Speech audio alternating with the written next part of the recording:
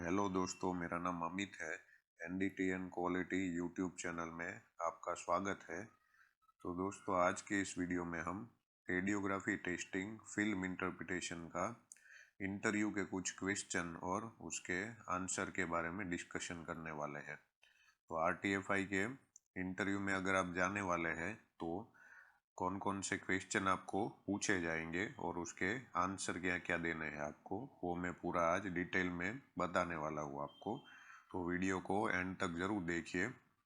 इसमें मैं टोटल मिलाकर मेरे पास 10 क्वेश्चन है अभी। तो वो क्वेश्चन है एक के बाद हम एक के बाद एक डिस्कस करने वाले हैं।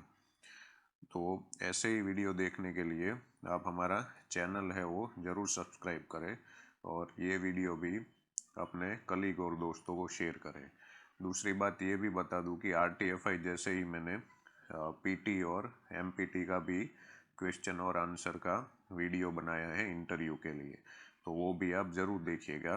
हमारी चैनल की प्लेयर लिस्ट में आपको मिल जाएगा। तो अभी वीडियो शुरू करते हैं। तो मेरे पास यहाँ पे क्वेश्चन जो है मैंने लिख के रखे हैं। तो सबसे पहला क्वेश्चन जो आपको पूछा जा सकता है वो है RT का प्रिंसिपल, मतलब कि रेडियोग्राफी टेस्टिंग का प्रिंसिपल क्या है, कौन से प्रिंसिपल, साइंटिफिक प्रिंसिपल के बेसिस पे RT काम करता है। तो वो प्रिंसिपल है absorption, radiography absorption and penetration. बराबर। तो इसका भी आपको एक वीडियो मैंने बनाया हुआ है कि रेडियोग्राफी एब्सॉर्प्शन एंड पेनिट्रेशन है वो कैसे होता है, और जैसे एब्सॉर्प्शन ज़्यादा होगा तो इमेज कैसा दिखेगा, कम होगा तो कैसा दिखेगा। बराबर। और डेंसिटी के ऊपर भी ये डिपेंड रहता है और जॉब के थिकनेस के ऊपर भी। तो वो वीडियो भी आप देखिएगा, उसका भी लिंक मैं डिस्क्रिप्शन में दे दूंगा या फिर आई बटन पे भी आप देख सकते हैं। बराबर। तो ये प्रिंसिपल आपको पूछ सकते हैं। उसके बाद RT फिल्म इंटरप्रिटेशन कैसे करते हैं, मतलब कि पूरा प्रोसेस पूछा जाता है, मेथड पूछा जाता है कि आपको कोई फिल्म दिया है तो आपको उसका फिल्म इंटरप्रिटेशन है वो कैसे करना है। तो हाउ टू डू RTFI। तो उसमें आपको ऐसे आंसर देना है 1 बाय 1। ये टोटल मैंने यहाँ पे 6 स्टेप दिए हुए हैं। बराबर। तो उसमें सबसे पहला स्टेप जो है कि आपको फिल्म आपके पास आए तो पहले आपको वहाँ पे वेल्डिंग के ऊपर जो भी जॉब नंबर या पार्ट नंबर लिखा है, वेल्डर नंबर है, जॉइंट नंबर है, ये सब क्रॉस चेक करना है। बराबर। तो आपका जो फिल्म के ऊपर फ्लैप होगा उसके ऊपर भी रेडियोग्राफर ने लिखा होगा, तो उसके साथ इसको मैच करना है। और रिपोर्ट भी आपको साथ में होगा तो उसमें भी आपको मैच करके देखना है कि ये सब चीज़ जो है वो सही है या नहीं। उसके बाद आपको लोकेशन मार्कर चेक करना है, स्पॉट चेक करना है। बराबर। तो और रिपेयर स्टेटस की ये फिर जो फिल्म है आपका वो रिपेयर वाला है कि फ्रेश फिल्म है। बराबर। लोकेशन मार्कर मतलब कि जैसे आपने ये फिल्म देखा होगा, ऐसे यहाँ बीच में वेल्डिंग है तो यहाँ पे A to B ऐसा स्पॉट होता है। बराबर। या B to C, C to D जो भी है। तो ये जो A to B लिखा है या कई बार 1 to 2, 2 to 3 ऐसा भी हो सकता है, तो इसको लोकेशन मार्कर ऐसा बोलते हैं। तो ये आपको क्रॉस चेक करना है। उसके बाद फिल्म है वो रिपेयर वाली है कि फ्रेश फिल्म है वो भी आपने चेक कर लिया। उसके बाद IQI प्लेसमेंट देखना है कि IQI आपने बराबर लगाया है कि नहीं। तो IQI मतलब इमेज क्वालिटी इंडिकेटर ऐसा बोला जाता है, या फिर इसको पेनिटामीटर भी बोलते हैं। तो आपको ASME सेक्शन 5 आर्टिकल 2 के हिसाब से विजिबल वायर जो है वो कौन सा होना चाहिए आपकी जॉब के थिकनेस के हिसाब से, और वही सेट लगाया है कि नहीं वो क्रॉस चेक करना है। और अगर हॉल टाइप IQI लगाया है तो 2T हॉल विजिबल होना चाहिए, वो भी आपको क्रॉस चेक करना है। और उसके बाद डेंसिटी रिक्वायरमेंट के हिसाब से चेक करना है। तो डेंसिटी कितने से कितने बीच में होना चाहिए वो मैं अभी आगे बताने वाला हूँ। तो ये भी एक स्टेप है। उसके बाद आर्टिफैक्ट का आपको चेक करना है कि वेल्डिंग के ऊपर कोई आर्टिफैक्ट है कि नहीं। अगर वेल्डिंग के ऊपर आर्टिफैक्ट है और वो आपका इंडिकेशन है, उसको ऊपर से दब जाएगा इंडिकेशन, उसके कारण वो आर्टिफैक्ट वाला फिल्म होगा वो रीशूट देना पड़ेगा आपको। उसके बाद डिसकंटिन्यूटी जो भी आपको पोरोसिटी, स्लैग, एलएफ, क्रैक जो भी है वो चेक करना है। और एएसएमई सेक्शन 8 डिवीज़न 1 के हिसाब से आपको इवेल्युएशन करना है कि वे एक्सेप्ट है कि रिपेयर है। बराबर, तो इतना स्टेप है वो आपको फॉलो करना है। अगर आपको ऐसा पूछे कि आरटीएफआई कैसे करते हैं तो ये बेसिक स्टेप है, बराबर, इतना आपको बताना रहेगा। इसके बाद कोड पूछेंगे, कोड या कौन से स्टैंडर्ड से आप आरटी करते हैं, तो उसका कोड है एएसएमई सेक्शन 5, उसका आर्टिकल 2 जो है वो रेडियोग्राफी टेस्टिंग का है। एक्सेप्टेंस क्राइटेरिया है वो आपको एएसएमई सेक्शन 8 डिवीज़न 1 का UW 51 में मिल जाएगा और 52 में। अगर आपका फुल रेडियोग्राफी है तो UW 51 में क्राइटेरिया मिलेगा, स्पॉट रेडियोग्राफी है तो UW 52 में मिलेगा।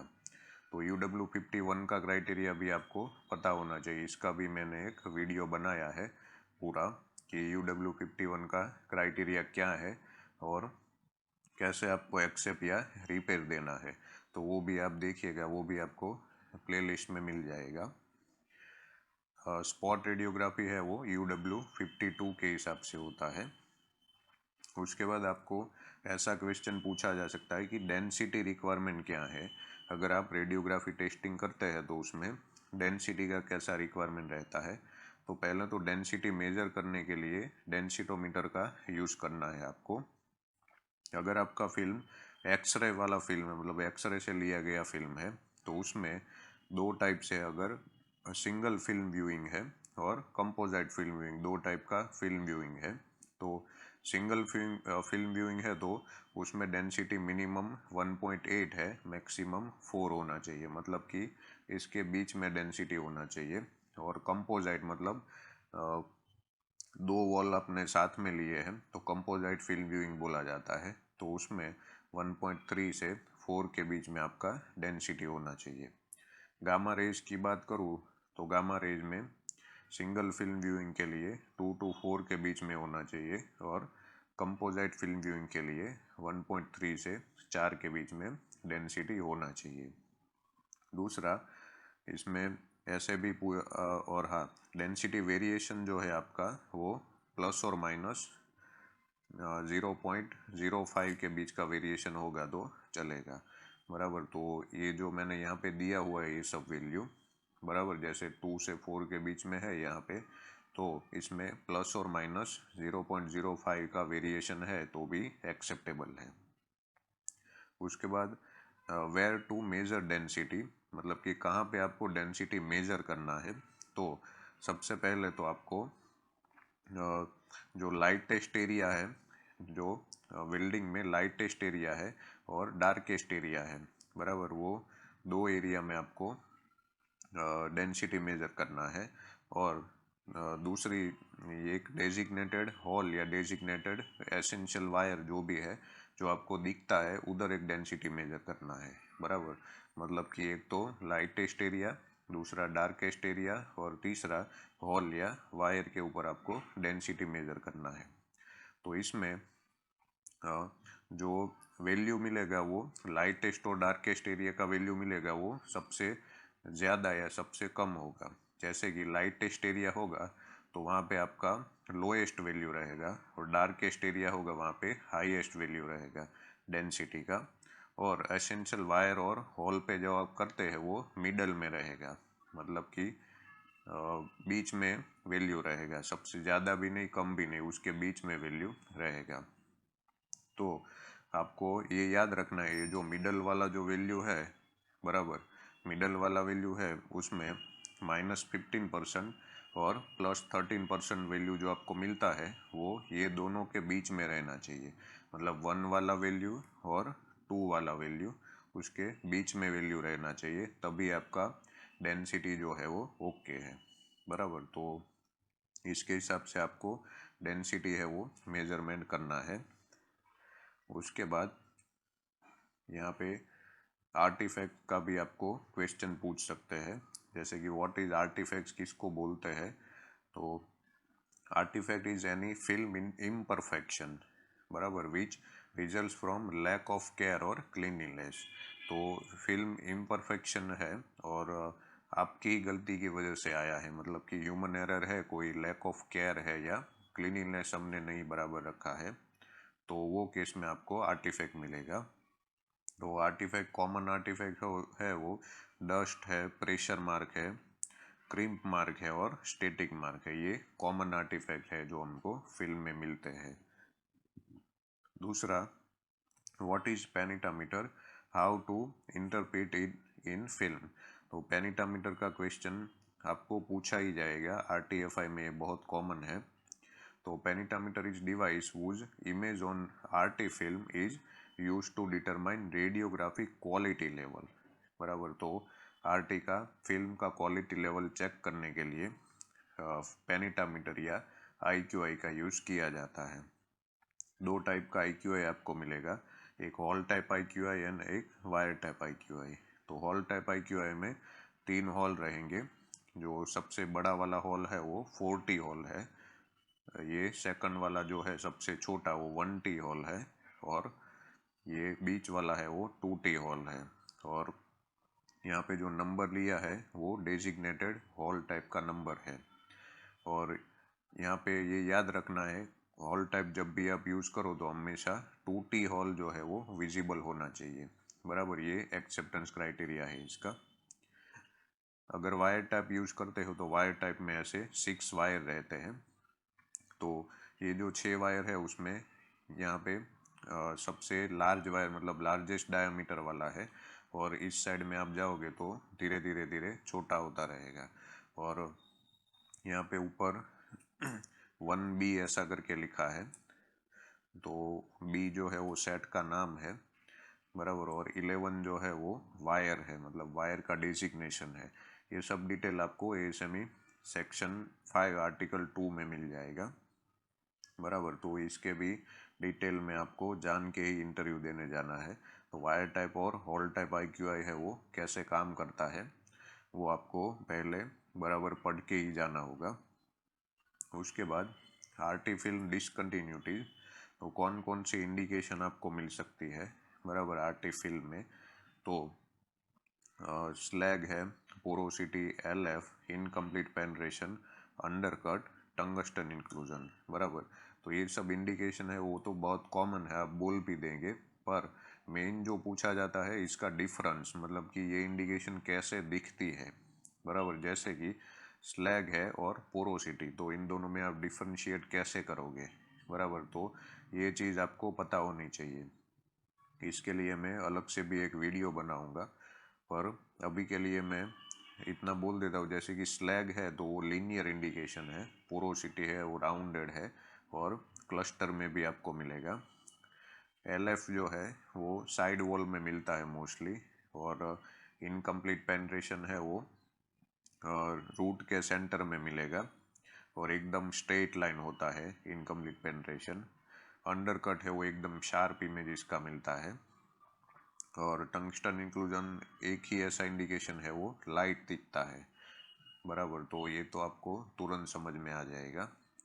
तो सभी इंडिकेशन जो है सबका अलग अलग कैसे दिखता है, उसका डिफरेंस जो है वो आपको पता होना चाहिए, और डिफरेंस खास पूछा जाता है क्योंकि आप रेडियोग्राफी फिल्म इंटरप्रिटेशन करते हैं तो वो टाइम पे आपको डिफरेंस ही पता होना चाहिए, तभी आप इंडिकेशन को डिफरेंशिएट कर पाओगे।